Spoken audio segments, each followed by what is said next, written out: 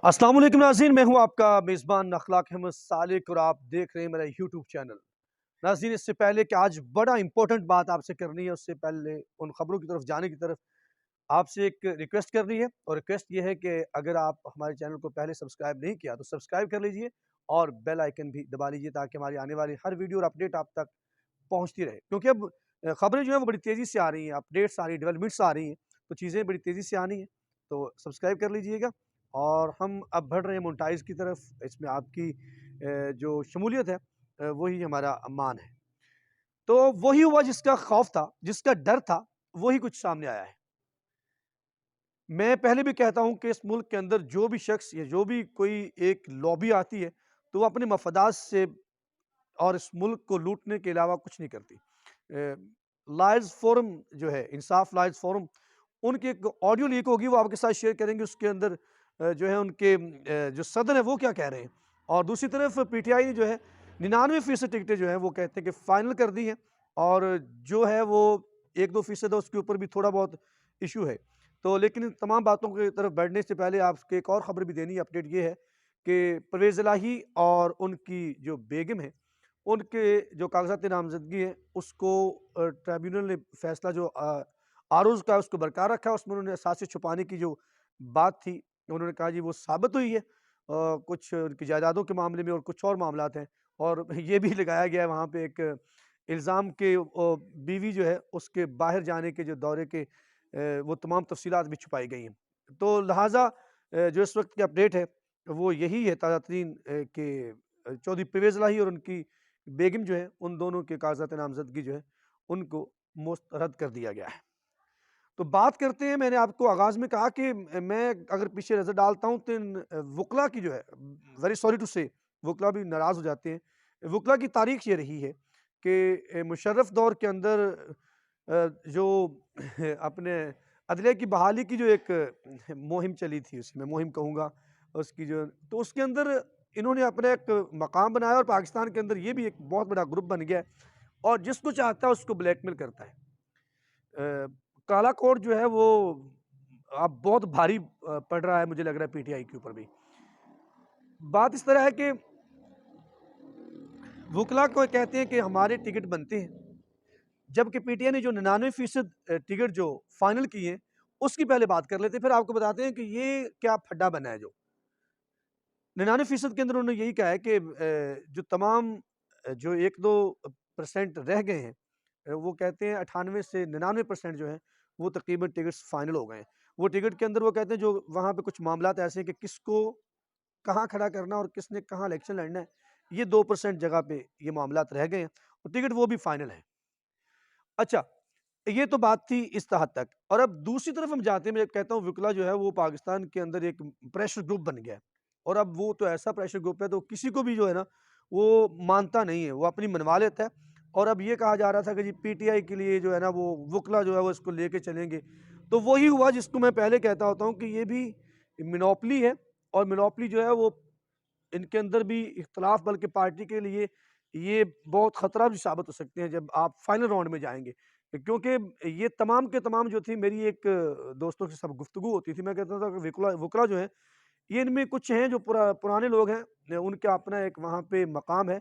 लेकिन अब ये बात ज़ाहिर है, मैं कहता होता था कि ये ठड्डा करेंगे टिकटों के ऊपर आके। तो 9 मई के वाक़ये के बाद जैसे पीटीआई के खिलाफ बहुत सा लोगों को मौका मिल गया, इंतज़ामिया को मौका मिल गया, आपको पता है जिस तरह, तो वुकला को भी मौका मिल गया पार्टी के ऊपर डोमिनेट करने का। क्योंकि वो तमाम जो क़यादत थी उसको पकड़ लिया गया, पकड़-धकड़ का सिलसिला शुरू हो गया। और फिर उसके बाद वुकला जो थे वो बड़े सरगर्म थे, वो शायद इसी जिसे कहते हैं ना ताक में बैठे हुए थे। तो उस ताक के बाद क्या हुआ है कि वो अब उन्होंने पार्टी के अंदर, मैं मुख्तलिफ हलकों के सर्वे के ऊपर भी निकल रहा हूँ, तो मैं उसके सर्वे भी आपके सामने वो शेयर करने हैं मैंने। तो वो सर्वे में इस तरह होता है कि वुकला जो है वो इसी लड़ाइयों में पड़े हुए हैं कि टिकट मैंने लेना है।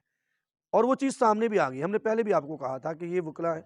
तो वो वुकला टिकट के चक्करों में पड़े हुए हैं और तमाम जो केसेज़ हैं, वो खान साहब से लेकर तमाम जो उनके केसेज़ हैं क़यादत के, वो खुलने लगे हुए हैं। पार्टी के जो रजिस्ट्रेशन का मामला है, जो पार्टी की जी सिंबल का जो इश्यू है, बल्ला कहाँ जाता है, सुप्रीम कोर्ट के अंदर बोला बल्ला पहुँचा हुआ है। तो ये तमाम बातें जो हैं वो इस वजह से था कि उन्होंने तमाम फ़ोकस जो है वो टिकट हासिल करने के ऊपर लगा दिया और केसेस जो है इल्तवा का शिकार हुए, जिसे कहते हैं कि उसकी पूरी तैयारी के साथ बड़े अच्छे तरीके से उसे प्रोसिक्यूशन नहीं किया, वो सॉरी, उसको वकील ने अच्छी तरीके से तैयार करके नहीं, तैयारी के साथ नहीं लड़ा। तो जिसकी बायस जो है वो बहुत से फैसले जो हैं वो अदालतों पे जो आ रहे हैं, वो उसकी एक बड़ी वजह ये बताई जा रही है कि वकील ने अपने ज़ाती मफादात को जो है ना वो पार्टी मफादात के ऊपर तरजीह दी।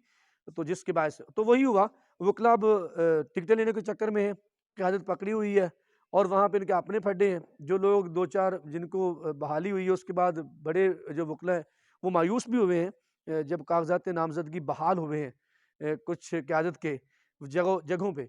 तो उसके बाद जो है अब एक मैं जब बात करना चाह रहा था कि इंसाफ लॉयर्स फोरम जो है उसके सदर हैं डॉक्टर अनवर काजी साहब। उन्होंने ये कहा है कि मैंने एक फ़रिश्त बनाई थी जो जिसको कहा था बानी पीटीआई इमरान खान ने कि वो मनोअन जो है वो उसको कबूल किया जाएगा, जैसे मैं कहूँगा वही तमाम टिकट्स जो हैं वो जारी किए जाएँगे। तो वो उनकी एक ऑडियो लीक हुई जिसके अंदर वो कह रहे हैं, उन्होंने गुफ्तगू भी की एक चैनल के साथ, वहाँ पे भी उनका यही मसला उन्होंने उठाया है कि जी, और वहाँ पे उन्होंने ये कह दिया कि कल हम देखेंगे जब टिकट्स फाइनल होंगे उसके बाद फिर हम अपना अगला लाहे अमल करेंगे, और बड़ी सख्त के अल्फाज उन्होंने इस्तेमाल किए हैं कि अगर हमें टिकट ना मिले तो फिर मुझे कोई, मैं आपके हक़ के लिए लड़ता हूँ, वकला से कहा गया, वकला से वो कह रहे हैं कि हम मैं आपके हक़ के लिए लड़ना मेरा यहाँ पे वो मेरी एक ज़िम्मेदारी थी, अगर मैं अपनी इस ज़िम्मेदारी को ना निभा सका तो मैं सदारत में रहने का भी हकदार नहीं हूँ। इस तरह का उन्होंने एक जो है ना वो एक बयानिया बनाया हुआ है। तो ज़ाहिर बात है कि जिस तरह से पीटीआई मुश्किलात से दो-चार है, तो इनको शायद इस बात की भूल है कि हमें जो पीटीआई है वो 100% नहीं है, गो कि उसका बहुत बड़ा वोट बैंक है। लेकिन अगर हमारे मुल्क के अंदर जो है वो पर्सनैलिटी का वोट नहीं होगा, तो उस वक़्त तक जो फ़तह है या जो सीट निकालना है वो बहुत ही मुश्किल है। इसकी बड़ी मैं आपके सामने मिसालें भी रख सकता हूँ, एक फ़िलॉग हम इसके ऊपर करेंगे, तमाम हलकों के ऊपर जायज़ा लेंगे कि जहाँ पे वकला किस हद तक कामयाब है। शहरी हलकों के अंदर तो हो सकता है, लाहौर, कराची और जो शहरी आबादी है, वहाँ पे तो ये इफ़ेक्टिव हो सकते हैं, लेकिन जो हमारी 60% आबादी जो है, जिसका ताल्लुक देहातों से है, वहाँ पे ये इतने इफ़ेक्टिव नहीं है। जिस वजह से अब ये पार्टी के लिए मुश्किलात यहाँ पे आएँगी जब लार्ज फॉर्म ने गो के बहुत कुर्बानियाँ दी हैं, उन्होंने कहा जी हमने बड़ी कुर्बानियाँ दी हैं।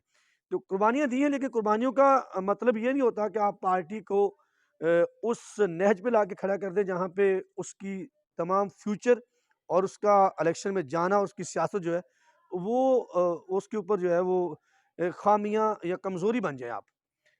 तो यहाँ पे वकला ने ये कहा है और ये बात जो है वो पीटीआई के लिए इतनी तशवीशनाक है कि जिससे शायद आम शख्स जो है वो इसका अदराक नहीं कर सकता। लेकिन अगर ऐसा हुआ तो ये भी मुझे महसूस होता है कि कहीं वकला जो हैं पीटीआई के अंदर वो है, उनको इस्तेमाल करके पीटीआई को मज़ीद नुकसान पहुँचाया जा सकता है। क्योंकि क़यादत बची नहीं है, जब बची हुई है और कारकुनान के ऊपर जितना दबाव है, जब वकला को भी वहाँ से वो हट जाएँगे, तो यकीनन फिर जो है वो पीटीआई के लिए मुश्किलात जो हैं, वो दुगनी नहीं 4 गुना हो जाएँगी। ये अपडेट थी आपके साथ, और बहुत सी डेवलपमेंट्स हैं, अगले व्लॉग में आपके साथ बताएँगे कि ताहियात नहली का जो फ़ैसला है, वो क्या होने जा रहा है।